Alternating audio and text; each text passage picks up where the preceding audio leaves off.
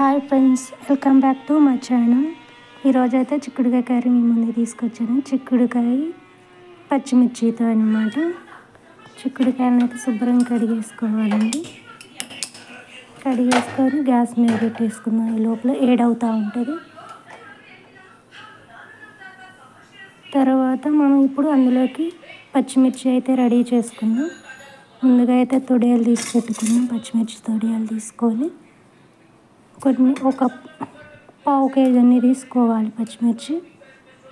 అర కేజీ చిక్కుళ్ళు అయితే పావు కేజీ పచ్చిమిర్చి ఉండాలండి. పావు కేజీ కొంచెం తక్కువైనా పర్లేదు, కారం తక్కువ తినేవాళ్ళు. శుభ్రంగా కడిగి కట్ చేసుకొని మిక్సీలో వేసుకోవాలండి. అందులో చిన్నుల్లిపాయలు ఒక 5-6 రెబ్బలు వేసుకోవాలి. జీలకర్ర కొంచెం వేసుకోవాలి.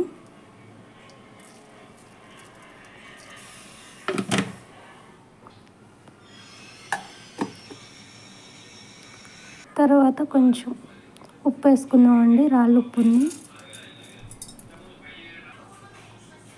కొంచెం మిక్సీ పట్టుకొని కొన్ని వాటర్ వేసుకుందాం. కొంచెం గ్రేవీ అవ్వాలి, ఇంకా మెత్తగా ఇట్లా రావాలండి. మెత్తగా ఇట్లా బాగా మెత్తగా గ్రైండ్ చేసిన తర్వాత పచ్చిమిర్చి పేస్ట్ అయితే రెడీ అయిపోయింది.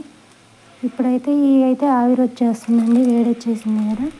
ఇందులో పచ్చిమిర్చి గుజ్జు అయితే వేసేసాము. మనం మిక్సీ పట్టుకున్నది వేసేసి దీన్ని బాగా కలుపుకోవాలి. ఇప్పుడు మనం చూసారా, వాటర్ వేయకుండా కడిగి పెడితేనే ఆవిరైపోయింది అనమాట. ఈ పేస్ట్ వేసిన తర్వాత కొన్ని వాటర్ వేసాం కదా, ఈ పేస్ట్తో ఆ వాటర్తో ఉడుకుతుంది.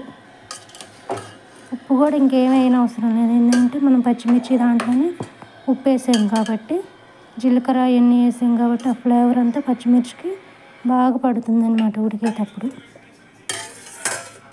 మూత పెట్టేసుకుందాము. ఒకసారి మధ్యలో మూత తీసుకొని చూద్దామండి.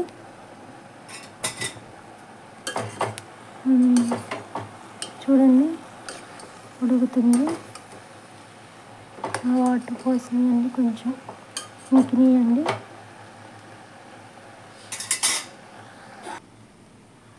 మళ్ళీ మూత పెట్టేసేసుకున్నాం. మళ్ళీ ఇంకొకసారి చూసుకున్నాము. హాయ్ ఫ్రెండ్స్, ఫస్ట్ టైం మా ఛానల్ చూస్తున్నట్టయితే లైక్ చేయండి, షేర్ చేయండి, సబ్స్క్రైబ్ చేసుకోండి, కామెంట్ చేయండి ఈ కర్రీ ఎలా వస్తుందన్నది కూడా.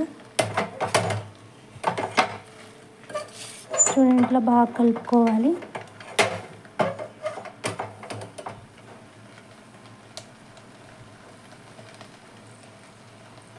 ఇప్పుడు ముక్క ఉడికిందో లేదో ఒకసారి చూసుకుందామండి. చిక్కుడుకాయ గింజలు తీసుకొని మనం నొక్కితే అవి ఉడికినాయా లేదా అనేది మనకు అర్థమవుతుంది. ఇదైతే ఉడికిందండి. చాలు, ఇట్లా ఉడికితే చాలు, మరి మెత్తగా అయినా కానీ బాగోదు. ఇప్పుడైతే బండి పెట్టేసేసుకొని సిద్ధం చేసుకుని బండిలో ఆయిల్ పోసుకుందాము. పోపు దినుసులు, కరివేపాకు వేసుకుందామండి. ఎందుకంటే కరివేపాకు ఆయిల్లో వేగితేనే బాగుంటుంది అంటారు మా హస్బెండ్, అందుకని నేను కరివేపాకు వేగనిస్తానండి ఆయిల్లో. కరివేపాకు వేగింది. కొన్ని చిన్నుల్లిపాయ వేసుకుందామండి. వెల్లుల్లి రెబ్బలు కొన్ని వేసుకున్నాం అనుకో. తర్వాత ఆనియన్స్ వేసుకున్నాము.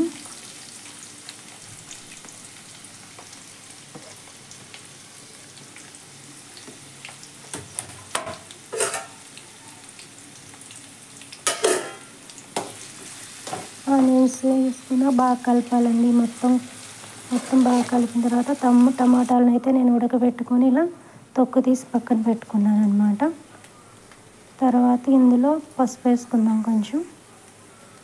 కొంచెం సాల్ట్ వేసుకున్నాం, ఎందుకంటే చిక్కుల్లో మనం కొంచెం వేసుకున్నాం కాబట్టి కొంచెం సాల్ట్ వేసుకున్నాం రుచికి సరిపడా. తర్వాత కట్ చేసుకున్న టమాటాస్ వేసుకున్నాం. ఇది మొత్తం ఒకసారి కలుపుకొని బాగా కలిపేయాలి. మగ్గిపోయిందండి ఇంకంతే. ఇప్పుడు చిక్కులు ఉడకబెట్టుకున్నాం కదా, పచ్చిమిర్చి పేస్ట్ వేసేసేసి ఇప్పుడు అవి వేసేసుకున్నాము.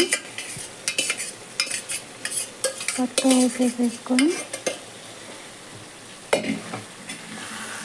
బాగా కలుపుకుందాం.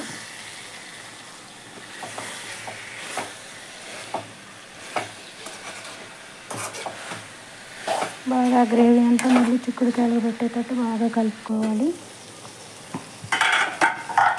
చూడండి ఆయిల్ బయటకు వచ్చేసింది కదా, ఆయిల్ బయటకు వచ్చేసిందంటే కూర రెడీ అవుతుందని మనకు అర్థం. ఇప్పుడు కొత్తిమీర వేసేసుకుందాం. ఇందులో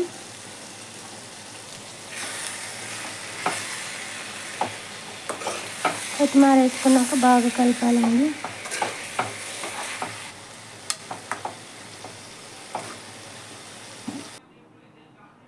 ఫ్రెండ్స్ గ్రీన్గా చిక్కుడుకాయ కర్రీ అయితే రెడీ అయిపోయింది. ఫ్రెండ్స్ మీరు కూడా ట్రై చేయండి, ఎలా ఉందో కామెంట్ చేయండి.